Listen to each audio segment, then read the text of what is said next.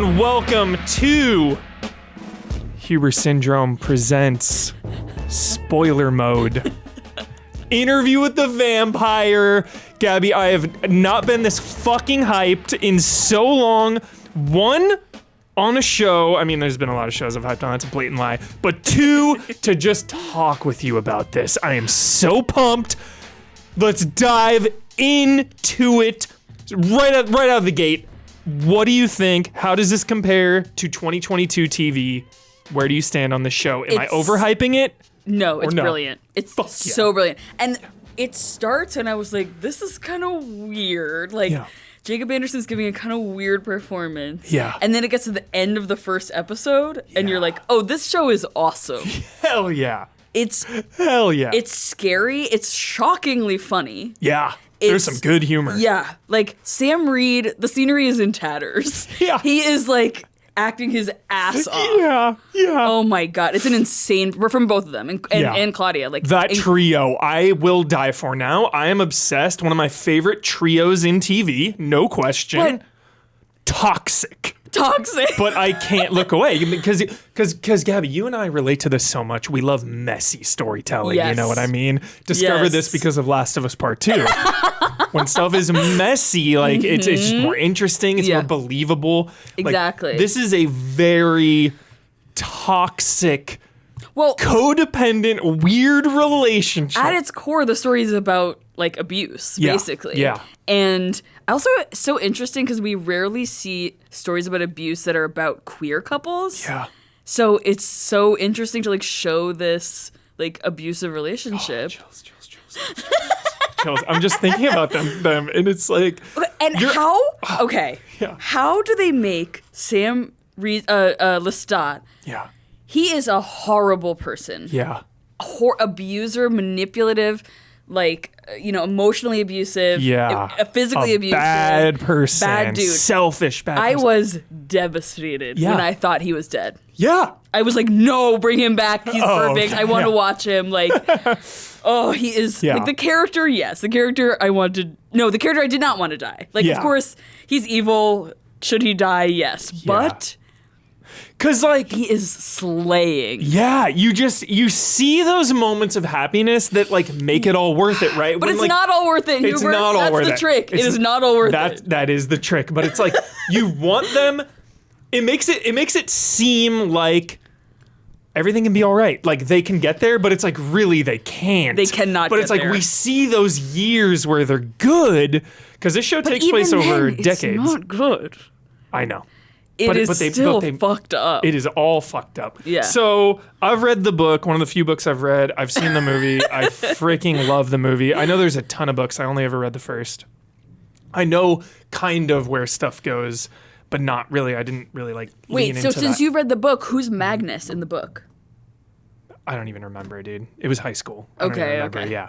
Because that's all I know is that that Magnus, the like assistant, Rashid, he. Wait, are you talking about in the present day? Yeah. He's a character from the book. Are you talking about Armand?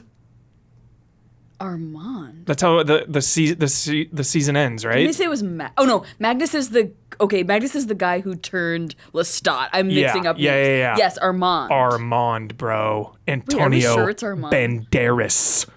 Legendary character. Yes. Legendary character. I did not see it coming. And I didn't at all. And I know the story. I knew he was weird. I knew he was weird. But I did not see that coming. That was and it was a double. They got me with the double twist.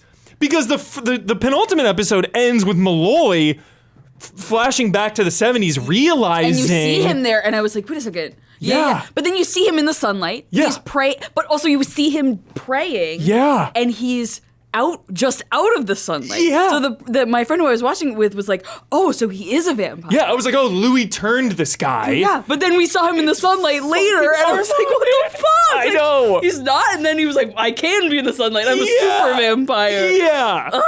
Armand, dude. Also, that guy, great actor. Yeah. Loved his performance. Totally. So, I was saying I read the book and the movie because that's important because of the changes made for this show. Big time changes. Yes. So in the original, it's Louis, like 100 years earlier. Yeah, like even more. I think it's like 17. Well, he says his great-grandfather. Yeah. Louis, the original Louis. Yeah. Tom Cruise is his grandfather. So Tom Cruise in the movie's Or Lestat, great-grandfather, one of and those. then Brad Pitt is Louis. No, in the Brad movie. Pitt's Lestat. No. Yes. Trust me. I know these movies. Gabby, come on now. We literally I've seen this movie 100 times. It's one of my Well, all-time then favorites. why does the guy Tom playing Cruise is Lestat look Lestat. exactly like Brad Pitt? I don't know. I promise you. 100 times I've seen that movie. One of my all-time favorites. But anyway, the location as well was changed from, I love like the San Francisco, Malloy and them like talking. Christian Slater plays that character in the movie. Yeah. But in this one, they were in Dubai. I thought that was a cool change. That was so cool. And the opening credits, it's Dubai on the bottom. And I love that. Yeah, so cool. Like so these cool. changes are cool and good. Right. And I want to talk to you about race and how it was portrayed in this, because in the movie, they don't really go into that. Like Brad Pitt. Well, everyone's white. Yeah, and Brad Pitt was like a slave owner, but they they kind of gloss over that shit, I think. Like, was he it was a slave owner? It's been so long since I've seen and read it and everything. But, he had a plantation. Yeah. And the book is also like, not explicitly gay, but isn't it like very heavily implied? Yeah. And then the movie is like not. Yeah. Is what I've heard. Okay. Yeah. It's more erotic. Yes. But the book is like, they're not like fucking each other, but they're like implying that. Okay. But what did you think about just like Louis being a pimp in 1910s New Orleans, and race being a huge factor throughout the whole season? With his white rich friends and all that. What do you think? What do you think of also, how it was like done? I assumed his character was mixed in some way because he's light skinned, but I like that he acknowledged that he's named after whoever owned the plantation his grandfather or great grandfather was on, whatever. I liked that, and I like that we're seeing like Black success. Yeah. Because another good example is Boardwalk Empire, Chalky White, very successful. I love you, Gabby. I love you so much. And Dr. Narcisse as well. I love seeing someone in that, because I feel like so much of the narrative we see is like, it's just purely Black versus white. The Black people are poor, and then the white people are rich, and then the Black people are overcoming poverty. Yeah. And I still like the way they like portrayed this kind of race war going on, but kind of behind the scenes, everybody was friends a little bit. Yeah. But then they turn on him, obviously. Yeah. But I liked seeing like him be rich and like wear nice clothes, and like the prostitutes were happy. Yeah. They weren't like being forced into this. Yeah. Yeah. Yeah. And New Orleans is a perfect place because it's like, at the time, there were many wealthy Black people who were like successful in their field, and obviously, Jim Crow changed that. But like I loved it. Yeah, musicians and jazz. landowners, property owners, like business owners, etc. Yeah. I went to New Orleans a couple years ago. My cousin lived out there, and I went to Anne Rice's house. It's like a tourist attraction. That's You're so like, cool. Yeah, just outside. Not creeping or anything. It's like it's a tourist attraction. It's in a neighborhood, and just quickly walk by, not lingering. Don't think I'm a freak show. I also love the voodoo. Oh my God! With the salt outside their door with like the little fetish. That. And then the one guy who comes and like has cancer and he wants to be cured. I did not expect that when he tasted the blood and he was like, "Oh, he's sick." I knew the guy wanted to be turned though. He was like all in on it. But how did the blood? He wanted the fountain of youth or whatever they thought they had. Yeah. And I love to time jumps are in vogue right now. And I think it handled time jumps really well overall. I'm a little concerned of where we've ended up though. Where like we're getting like close to not like modern day, but like is season 2 going to be like? I mean, World War II is over now, right? Yeah, right. Or it just started, something like that. Yeah. Oh yeah, he was watching on TV. He was watching like, Nazi Germany stuff. Yeah. So it's like where that doesn't lead. I'm surprised how quick it went because I thought it would be a slower pace to get there, where it seems like, oh, we're kind of running out of runway for the historical setting. Yeah. Well, I mean, they could slow it still down. 50 more years minimum. Sure. Though I guess there... Oh, yeah, because he interviewed him in the 70s, right? Yep. And there's time after that. Yeah. Also, love the whole analysis of, like, the nature of storytelling. The and Odyssey unreliable of narrators. Recollection Yes. is like my quote of the year. What a 10 out of 10, dude. What was the thing about, you know, when Louis went to go hook up with the soldier, like, in the woods and Lestat followed him? Yeah. And then it cuts to present day, and Malloy is like, oh, well, was it raining or not?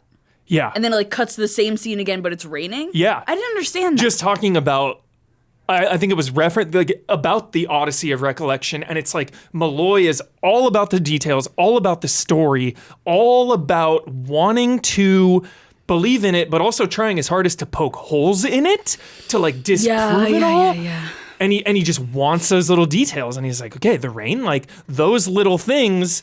If all of those things start changing, it's like, how am I going to believe this story? And the rape storyline, I thought was really tasteful, really tastefully done.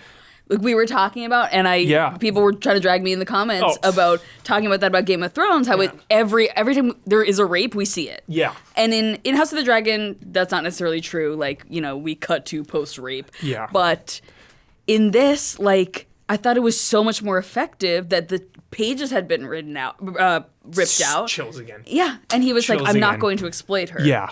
Fucking 10 out of 10. Yeah, Louis was like pissed. And then Lestat is able, we learn what happens later, and it's so much Yeah. more interesting. Yeah. Because he, like, reads the guy's mind from across the Such country a troll. or whatever. Damn you, Lestat. That was what so a troll. scary. Yeah. When he bursts through the train and he has the guy's head and he's like... Yeah.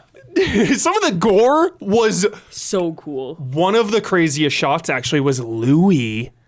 at the end, like ripping that guy's jaw off. And when Lestat is dragging Louis by his chin out down the street and there's like a trail of blood. Yeah.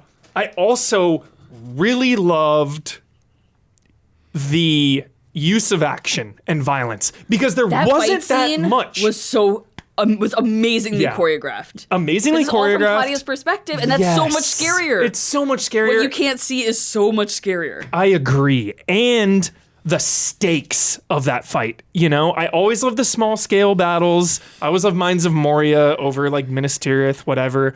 But for the fight to be about love and hate and just Lestat is like boiling over. Yes. Yeah. It was so impactful. Like when you just see Louis like get thrown up against the door, like out on the. It's like the last quarter of the screen. Yeah. You just see him get thrown against. Oh, and it was so like scary and sad when she's like climbing up the stairs to like listen to them fight, basically, and all you hear is Louis saying like, "Don't it's come okay. in here! Don't come in here! It's okay. We're just having a disagreement." Yep, like abusive parents with their kid. Yes.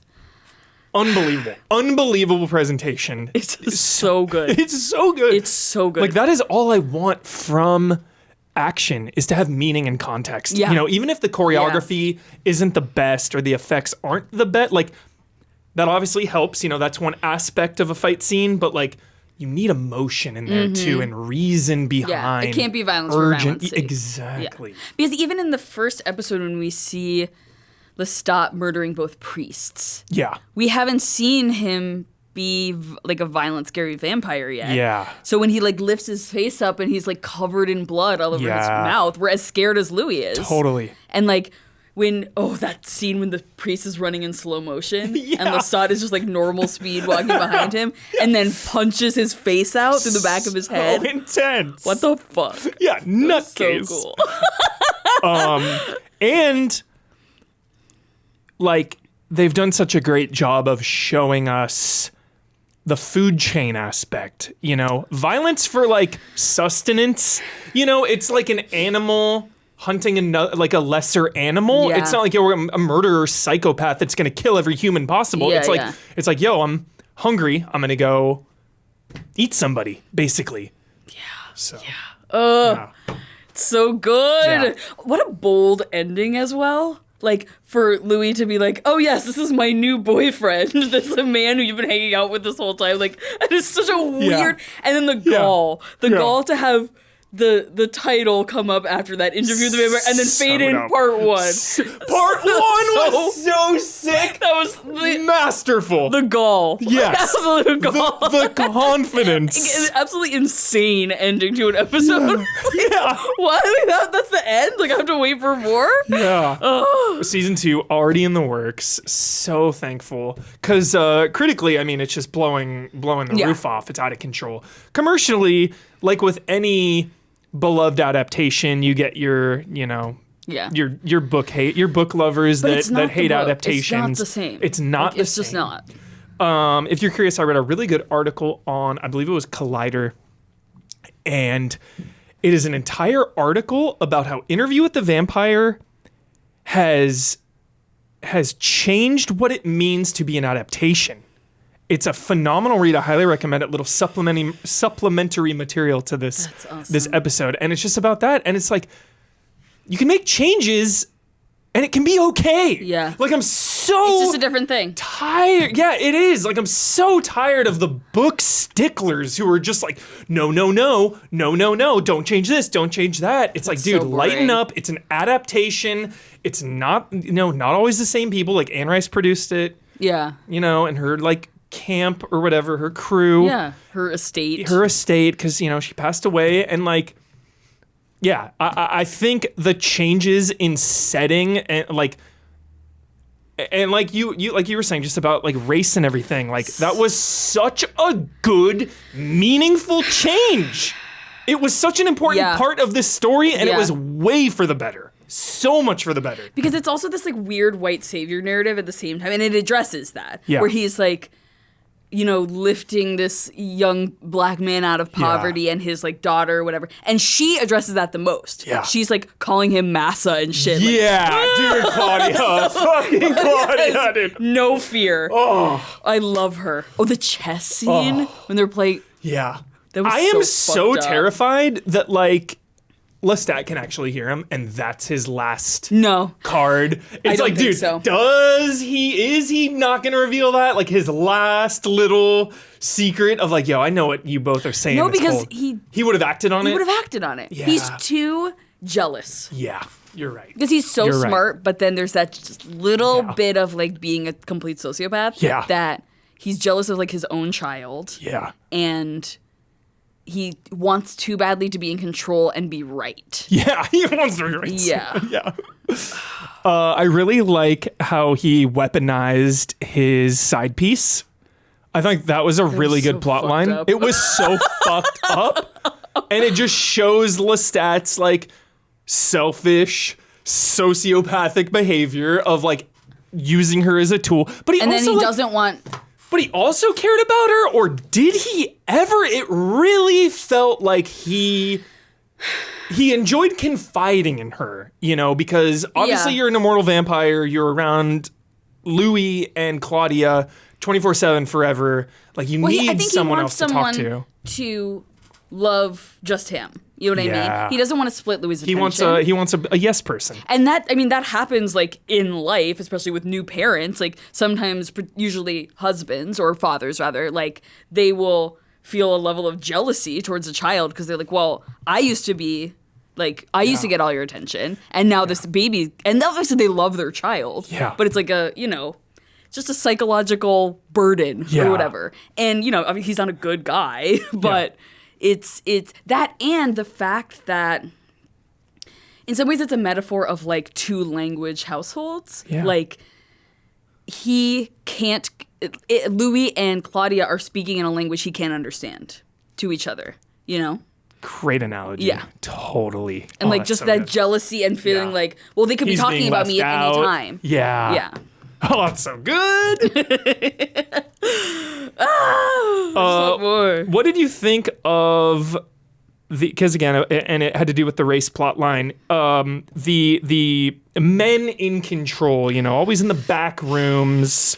There was the one main guy, I forget his name. With the one that he X'd. Who made it to the end, whose blood Who made it to the end. How did they know he was going to eat that guy? Oh, they explained it because Claudia said something about his ego and stuff. And like she knew him so well because those guys were always just like looking down. And he was kind of the last one that betrayed Louis. Yeah. So probably, okay. Yeah. So she explained it in a believable way where I was like, yep, that tracks. That makes sense. Man, fuck Antoinette. Speaking of but I liked that plot line, and especially how it was so fucked up because I was like, it was Louis's operation, you know. Louis was working it and trying to, you know, have his club and everything. And then as the years went on and he started to get squeezed out, they were like, oh, we'll just have Lestat be the face of it. Oh, just have Lestat. And it's like, F you scumbags. This is Louis's operation, you know, and it's just straight up racism. And he was like finally happy with a successful club. And they were like, oh, well, we already knew that this law was going to be passed, but we could buy it from you for cheap. Yeah. And then Louis gets pissed off, you know, takes that one guy out. Fucking cool. And especially after, you know, the baby incident where he's like, yo, I'm never going to eat anyone. Like, I'm not doing this. And he got pushed. Yeah. And he says, in the present day, he says he hasn't eaten anyone since the year 2000. That's okay. Because I watched it as they came out, so that was a little while ago. I didn't remember that detail. Okay. So he definitely eats more people. Since 2000. Yeah. Oh, that's great. Yeah. Okay. So I hope we get to that. Yeah. Oh, we will. Hopefully people watch the show. Please keep it alive. If the show gets canceled, I will be crushed. This, honestly, Gab, I'm so glad you love it as much as you do. I can tell you are beaming energy like and it's like, this has truly been, in my opinion, the best year for TV of all time, with brand new shows, with returning shows, with reboots, revivals, new IPs, whatever. And this show stands tall. It stands so tall. This is up there in the, like... I've never seen a show like this before. Explain.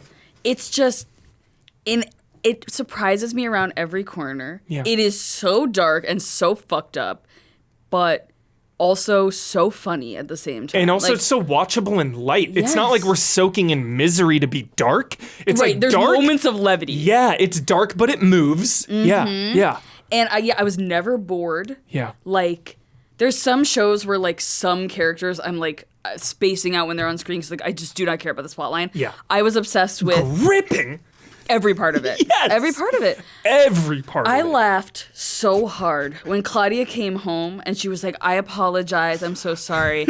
And Lestat goes, apology not accepted. Like, oh, he's so petty. So petty. In the top 10 petty characters.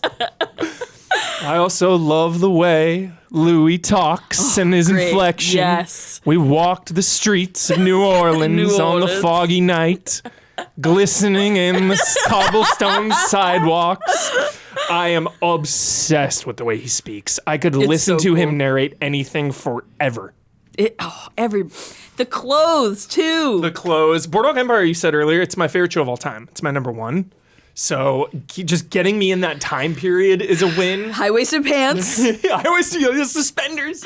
Oh, the suits. Like, everyone. Yeah. And Louis' hair, too. Yeah. Is like, oh, my God. It's different in every era, basically. Yeah. Like, depending on, oh, my God. It's so cool. Two things we didn't bring up, last little things. One, Louis' human family. This is some tragic shit. Oh my God, and Paul. Oh. This is some tragedy going down. To like, Louis is like the most lovable. I love him so much. I adore him. Me too. I adore him. I adore you, Louis. Also, I'm sorry to not even change the subject, but after Game of Thrones, I was like, okay, Jacob, like his performance is fine in Game of Thrones. He barely speaks. Yeah, he has to have no emotion. We get it. Which is like not interesting to watch if you ask me, but whatever. So I was like, okay, this guy's a fine actor. I guess he's just gonna like leave Game of Thrones. And be a singer and a rapper. Yeah. And so when you told me that it's Grey Worm starring in the show, I was like, Grey Worm. No. You must be thinking of someone else. Yeah, even when I went in, I was like, oh, it's Grey Worm. Like, cool. And then it's just, oh my God. His performance is incredible. It's a revelation. Yeah. Like his monologue he gives in the first episode when he's in the confessional. Dude, chills again. Yeah. I've got chills 3 times this episode. Dude, wow. Just so good. So good. Yeah, just like becoming a vampire out of tragedy, you know, it's not all benefits to being an immortal vampire, you know. There's And I mean, he just says his to brother, like, you took my life away from me. Yeah. And Claudia too, like her life has been taken away from her. Totally. Kirsten Dunst in the movie, yes. Claudia. Right. Yeah, that's also concerning, you know, with TV shows about vampires. Because like, these people are gonna get older. They're gonna get older. You gotta film this shit quick. Limited series. It's like, how many seasons are we gonna go here? 2, maybe. I mean, they're actors. Like, they're hope there's at least 2 or 3 for the next Yeah, because I started talking about the action, and I loved the way they used it, because it really sets up future seasons to go in hard on that. You know, once we see other vampires, Lestat hinting at the European vampires being vicious. So, what does that mean? Like, do we think he killed Magnus? It seems like it, right? Right. Yeah. He's got some secrets. He's got some tricks up his sleeve. No secrets. Lestat. No secrets in family. Yeah, like, to be excited, because again, action is so important to me, and I like when it's used sparingly, and it's, you know, it's seeped in emotion.